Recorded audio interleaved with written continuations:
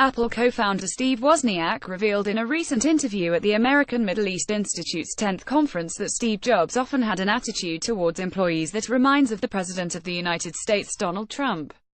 Discussing Apple's early years, Wozniak explained that Jobs actually didn't know too much about computers inside and out, often making mistakes about them, according to BizJournals.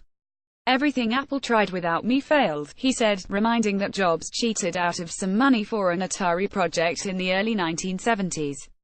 "There are so many stories you don't know about," Wozniak continued when discussing the way Steve Jobs treated employees at the company.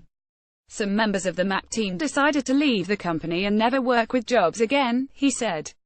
Asked to provide a bit more details about Jobs' behavior towards employees, Wozniak explained that he used to say nasty things about some of the workers, describing his attitude as very Trumpish.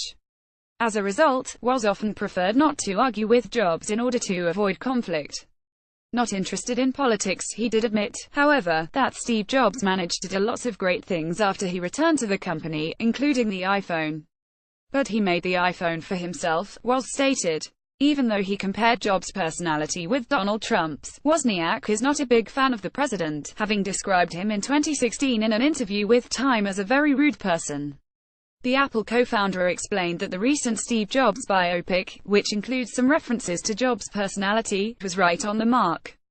Wozniak explained that Helps always had a different approach, trying to stay out of politics because he wants to be friends with everyone and not run into a lot of controversy. It goes without saying that there will certainly be a lot of people who won't agree with his Steve Jobs remarks, including CEO Tim Cook, even though he clearly stated that there are a lot of things people don't know about the former leader of the company.